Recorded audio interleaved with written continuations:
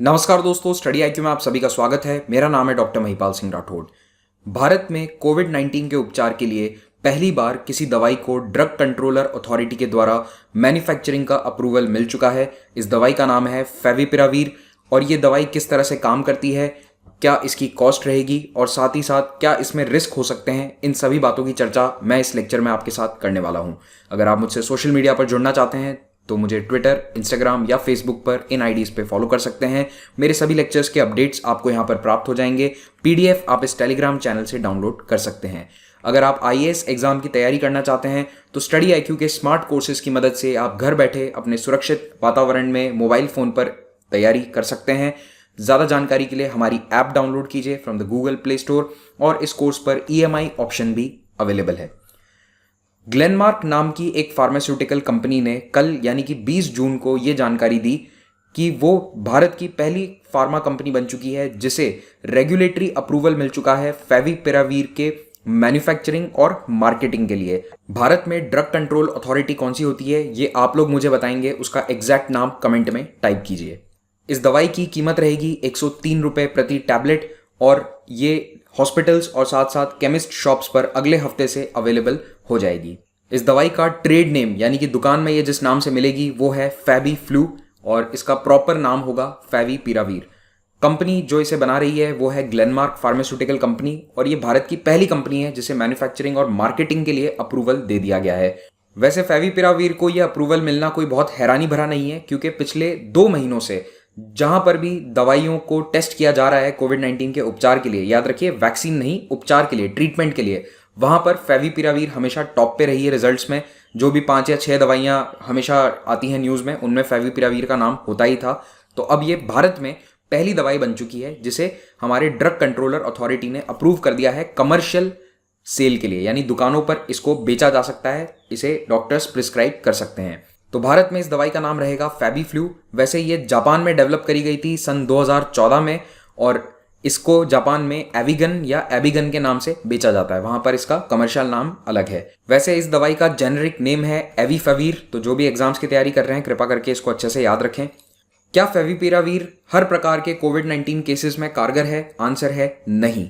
केवल mild to moderate यानी अगर हल्के लक्षण है कोविड 19 के तो ही ये दवाई कारगर है।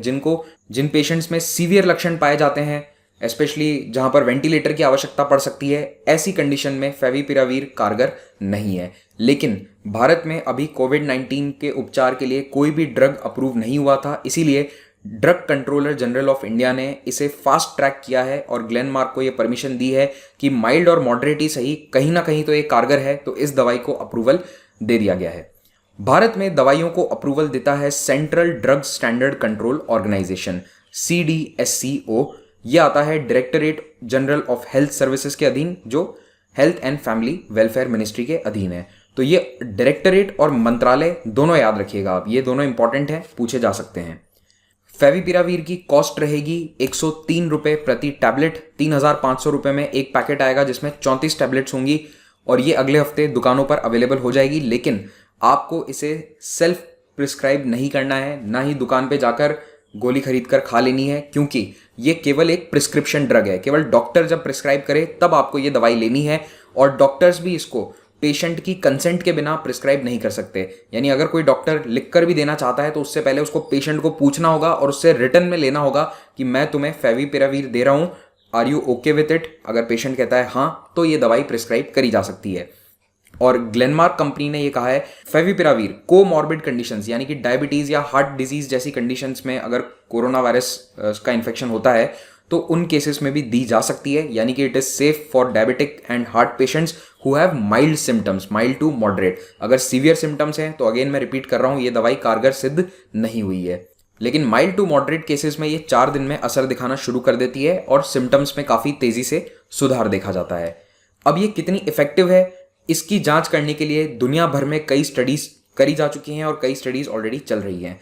जो सबसे बड़ी स्टडी थी वो इसको लेकर हुई थी जापान में। 2200 से ज़्यादा लोगों पर, एक बहुत बड़ा ग्रुप है जिस पर ये स्टडी करी गई और उस ग्रुप में 88% केसेस में rapid reduction in viral load देखा गया था। यानी 4 दिनों में ही वायरल लोड कम हुआ, सिम्टम्स में बहुत सुधार हुआ और इसी के बेसिस पर ज़्यादातर लोग फेविपिरावीर को प्रेफर कर रहे हैं। रशिया में भी एक और स्टडी हुई थी, वो भी पॉजिटिव थी। चाइना के हॉस्पिटल्स में भी डॉक्टर्स ने मार्च महीने में ही इसे टेस्ट कर लिया था, वहां पर भी इसके पॉजिटिव रिजल्ट्स आए थे।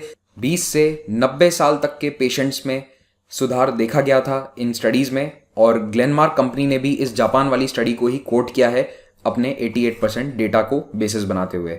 As of 21 June 18 clinical trials अभी भी चालू हैं फेविपिरावीर को जांचने के लिए, और इनमें लगभग 3000 पेशेंट्स इन्वॉल्व हैं Bharat, US, Canada, Italy, China, France, UK और अन्य देशों में। लेकिन क्या भारत के अलावा और भी कोई देश है जो इस दवाई को अप्रूव कर चुका है? जी हाँ, इटली और चाइना इसको ऑफिशियली अप्रूव कर चुके हैं पेशेंट्स के ट्रीटमेंट के लिए। बांग्लादेश में भी अप्रूवल मिल चुका है और कमर्शियली वहां पर लॉन्च हो चुकी है।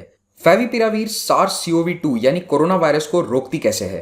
तो देखिए, इस दवाई का मेन मैकेनिज्म ऑफ एक्शन ये है कि ये वायरसेस के रिप्रोडक्शन को रोक देती थी।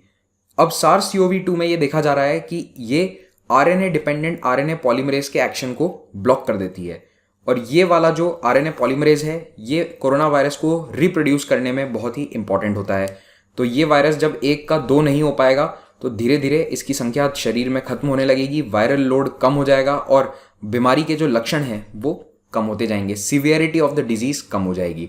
लेकिन क्या इस दवाई के असर को 100% जांचा जा चुका है कि ये पूरी तरह से कारगर होगी या नहीं? इसका आंसर अभी थोड़ा सा मिक्स्ड है। देखिए, किसी भी दवाई को बाजार में लॉन्च करने से पहले, लोगों पर इस्तेमाल करने से पहले उसके ट्रायल्स होते हैं। मैंने एक लेक्चर में इसके बारे में डिस्कस भी किया था, मैंने जब क्लिनिकल ट्रायल्स को एक्सप्लेन किया था, तो उसमें ये स्टेप्स होते हैं: exploratory, pre clinical, clinical, regulatory review and approval, manufacturing, quality control. तो अभी क्लिनिकल डेवलपमेंट में जो 3 स्टेज होते हैं उसमें से ये 3rd स्टेज पर है। लेकिन 3rd स्टेज के जो शुरुआती रिजल्ट्स आए हैं वो काफ़ी अच्छे हैं, और इसी बेसिस पर ड्रग कंट्रोलर अथॉरिटी ने इन्हें परमिशन दे दी है। लेकिन ग्लेनमार्क को ये बात भी कह दी गई है कि इन्हें पोस्ट मार्केटिंग सर्वेलेंस ट्रायल्स करने होंगे, यानी कि दवाई जब बाजार में आ जाती है उसके बाद भी ये रिसर्च अपना जारी रखते हैं कि इस दवाई का क्या असर हो रहा है उन लोगों पर जो इसे यूज़ कर रहे हैं। तो ये अभी एक ऑनगोइंग प्रोसेस है।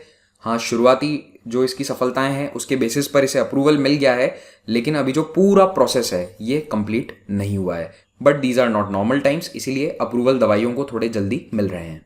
क्या इस दवाई के कुछ हार्मफुल इफेक्ट्स हैं? जी हाँ, बिल्कुल हैं, और इन्हीं हार्मफुल इफेक्ट्स के कारण जापान में ये बहुत ही रेगुलेटेड दवाई है। इसको सरकार स्ट्रिक्टली रेगुलेट करती है क्योंकि ये एक टेराटोजन का काम करती है। टेराटोजन का मतलब वो सब्सटेंस या वो दवाई है जो माँ से बच्चे के शरीर में, फीटस के शरीर में जा सकती है और उसके कारण बर्थ डिफेक्ट देखने को मिले। जब एक बच्चा माँ की कोख में होता है तो उसे फीटस कहा जाता है, और इस फीटस में सेल्स की जो ग्रोथ है वो बहुत तेजी से होती है, कोशिकाएं बहुत तेजी से बनती हैं। लेकिन एविगन का जो मैकेनिज्म ऑफ एक्शन है जो वायरल रेप्लिकेशन को रोकता है, वही मैकेनिज्म ऑफ एक्शन इस रैपिड सेल ग्रोथ को भी रोक सकता है, और इसीलिए ये प्रेग्नेंट महिलाओं में बिल्कुल भी नहीं दी जानी चाहिए। तो ये एक खतरा है इसका, टेराटोजेनिसिटी, जिसका हमें बहुत ज़्यादा ध्यान रखना होगा। लेकिन इसे कई लोग गेम चेंजर की उपाधि दे रहे हैं इस दवाई को। तो क्या ये गेम चेंजर है?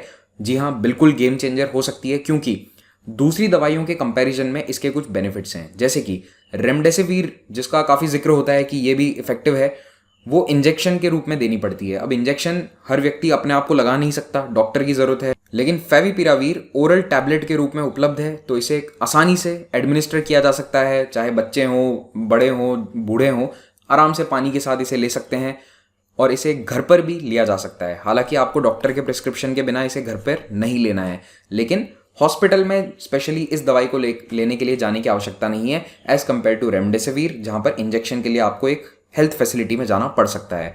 और हमारे लिए बहुत अच्छी बात है कि इसकी मैन्युफैक्चरिंग भारत में शुरू हो चुकी है।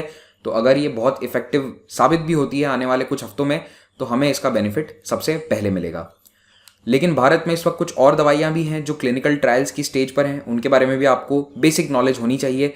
फेविपिरावीर के अलावा एक और दवाई है यूमीफेनोवीर, इसे भी drug controller general of India ने अप्रूवल दे दिया है। क्लिनिकल ट्रायल्स इसके भी सक्सेसफुल रहे हैं। इसके अलावा 2 दवाइयाँ और हैं जो क्लिनिकल ट्रायल्स में हैं, ACQH और माइकोबैक्टीरियम W, जो एक एंटी लेप्रेसी ड्रग है। इसी के साथ ये लेक्चर समाप्त होता है। Thank you very much for watching this. Have a great day.